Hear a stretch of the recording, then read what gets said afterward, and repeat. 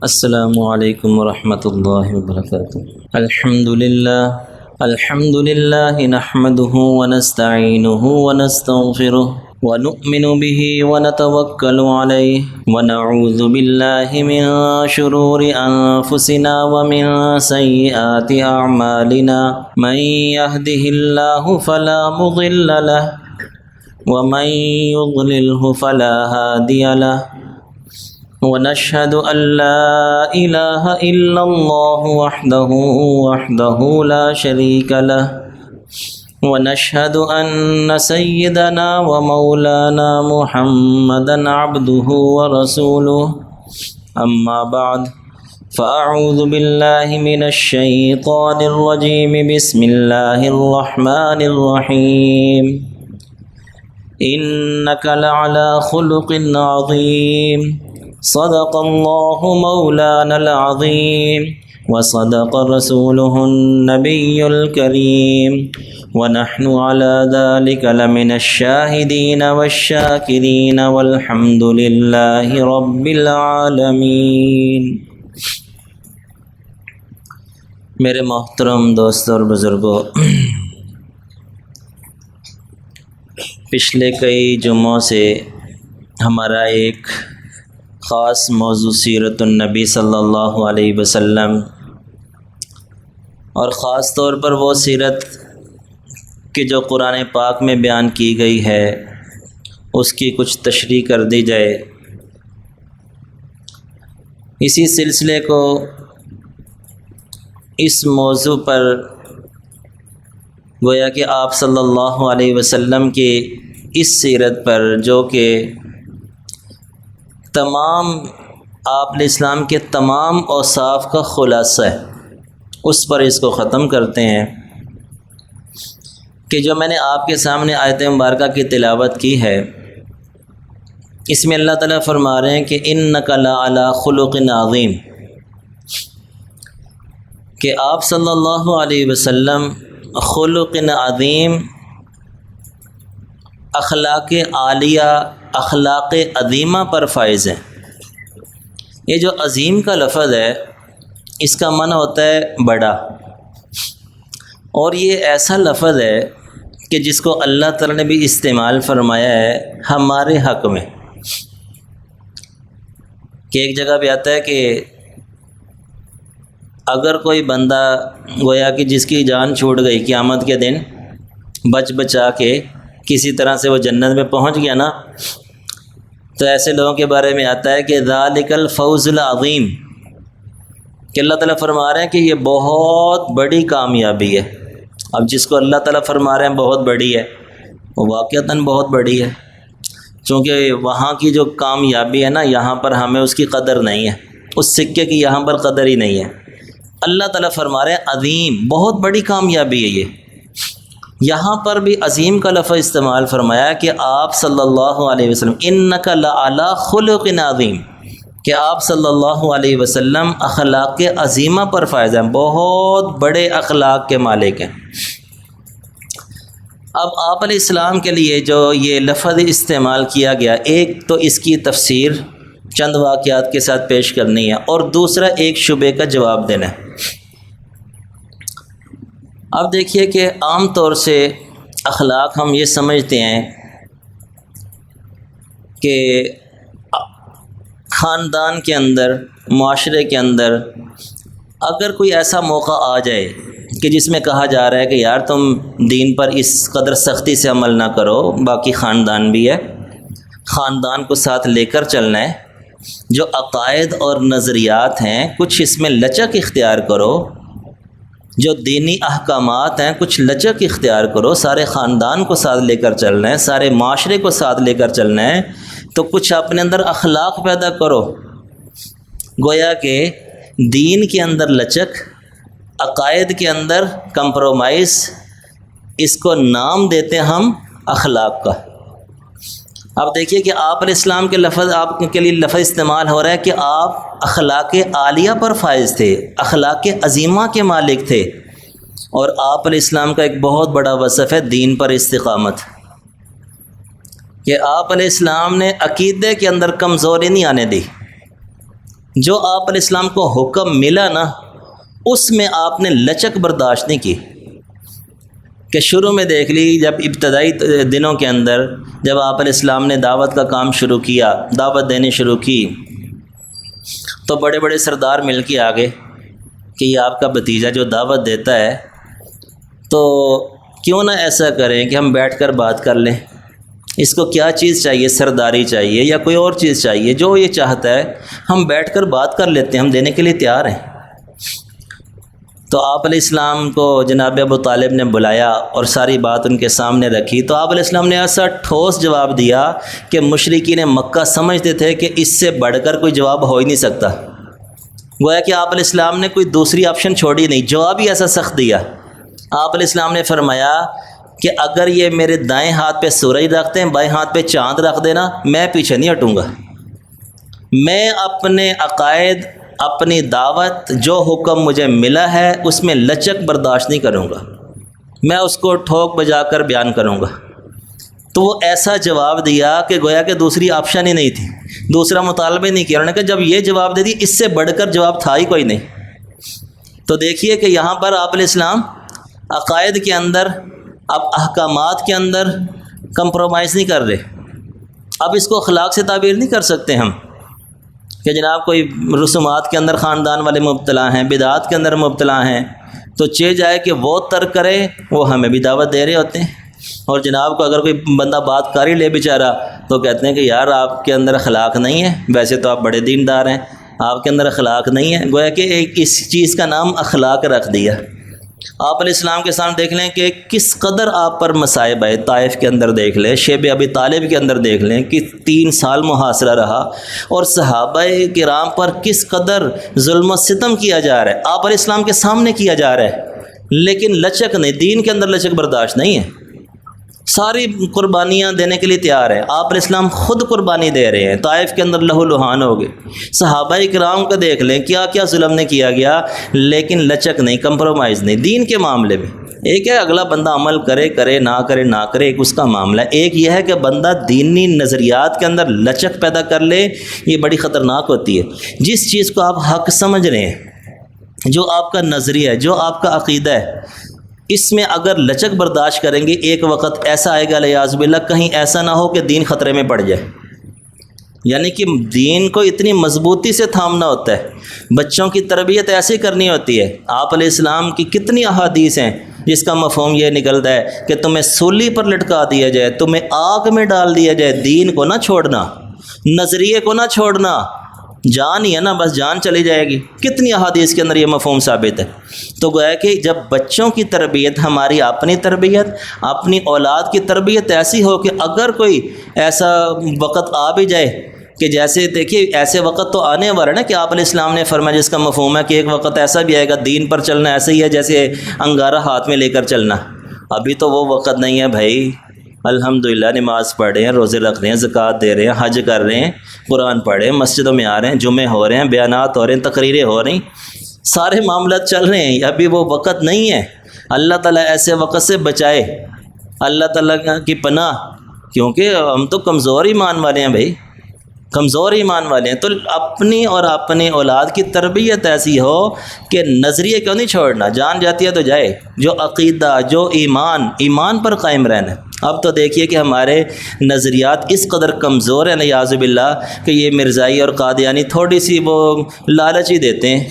کوئی نوکری کی لالچ دے دیتے ہیں، کوئی باہر ویزے کی لالچ دے دیتے ہیں، تو ہمارے مسلمان جو ہے نا ایمان سے ہاتھ دھو بیٹھتے ہیں، ایمان کا سودا کر لیتے ہیں۔ یہ کس وجہ سے ہے کہ ایمان کی محنت نہیں،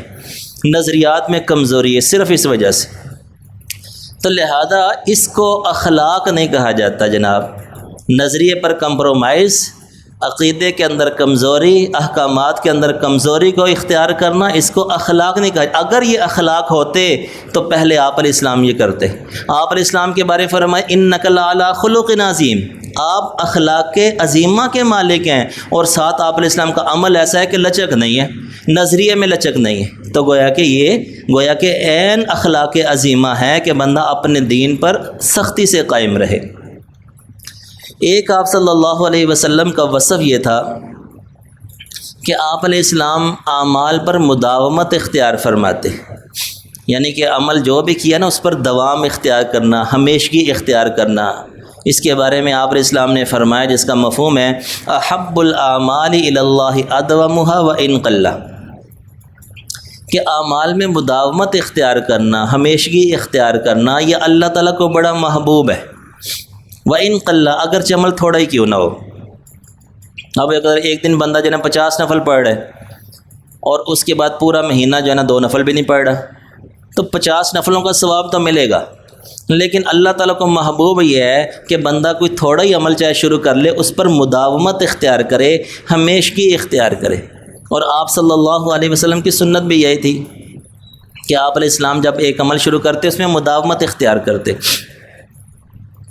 کہ جیسے آپ علیہ السلام کے بارے میں آتا ہے کہ روزہ رکھنا، پیر اور جمعرات کو روزہ رکھنے کے بارے میں آتا ہے، تو یہ آپ علیہ السلام کی سنت ہے، گویا کہ شروع کیا تو پھر ہمیشگی اس پر اختیار کی۔ تو گویا کہ کوئی بھی دین کا کام ایسا ہو بندہ شروع کرے جو نوافل ہے، فرائض تو کرنے ہی کرنے، وہ تو ضروری ہیں، یہ نوافل کے اندر ہے کہ اگر بندہ کوئی صدقہ خیرات ہے نا تو روزانہ 1 روپیہ، 5 روپے، 10 روپے کی عادت ڈال لے، چاہے کہ جو ہے نا بندہ جانا ہفتے بعد 10 دن بعد کیا ہے کہ جناب 500 صدقہ کر رہا ہے، 1000 صدقہ کر رہا ہے، تو بندہ ایک ایسی عادت ڈال لے کہ وہ جو ہے نا کہ روزانہ کی بنیاد پر صدقہ ہو رہا ہے، یہ زیادہ محبوب عمل ہے بنسبت اس کے کہ ایک دن کیا اس کے بعد مہینہ چھٹی کیا ہی نہیں۔ تو آپ علیہ السلام کا ایک وصف تھا مداومت اختیار کرنا، ایک آپ علیہ السلام کا وصف تھا کہ آپ نرم مزاج تھے، بلکہ قرآن پاک میں بھی آتا ہے آپ کے بارے میں وَلَوْ كُنْتَ فَظًّا غَلِيظَ الْقَلْبِ لَانفَضُّوا مِنْ حَوْلِكَ، کہ اگر آپ سخت دل ہو جائیں گے نا تو یہ آپ کے پاس جو لوگ ہیں یہ دائیں بائیں ہو جائیں گے، بھاگ جائیں گے۔ اور یہ حقیقت بھی ہے کہ جو بندہ سخت مزاج ہوتا ہے نا وہ معاشرے میں تنہا رہ جاتا ہے۔ ایک گھر کے اندر ہی لگا لیں کہ بندہ جو مزاج میں سختی آتی جاتی ہے نا، جیسے معذرت کے ساتھ چلے ایک بات ہی ہے، آپس میں بیٹھے ہیں تو جیسے جیسے بندے پر بڑھاپا آتا ہے نا مزاج میں سختی آتی ہے۔ اب مزاج میں سختی آتی ہے تو دیکھیے کہ گھر کے اندر بھی نا وہ پھر جیسے آج کل نوجوان ہیں، اولاد ہے، وہ بھی کہتے ہیں یار بس ٹھیک ہے بابا جی ایک جگہ پڑے ہوئے ہیں بس پڑے رہے، چونکہ ہم جائیں گے تو جناب ڈانٹ ہی پڑنی ہے۔ تو یہ بھی نوجوانوں کو بھی ذرا جو ہے نا عرض ہے کہ دیکھیے کہ وہ ایک اس سٹیج پر ہیں کہ جب آپ پہنچیں گے آپ کا مزاج بھی ایسا ہی ہوگا۔ تو نوجوانوں کے اندر تو تحمل ہوتا ہے، برداشت ہوتا ہے۔ آپ علیہ السلام کا ایک وصف برداشت بھی تھا، تحمل،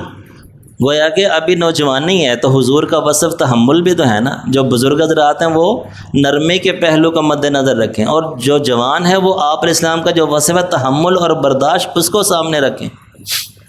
اور ویسے بزرگوں کے اتنے فضائل بھی ہیں، ان کا حق بھی بنتا ہے، تو گویا کہ ان کے ساتھ تحمل کے ساتھ چلنا ہوتا ہے۔ وہ بڑھاپا بھی ایک ایسی بیماری ہے جو بندے کو ویسے جو ہے نا مزاجاً طبعاً جو ہے نا سخت کر دیتا ہے، لیکن بزرگوں کو بھی چاہیے کہ ذرا اپنے اندر ہمت سے کام لیں، اور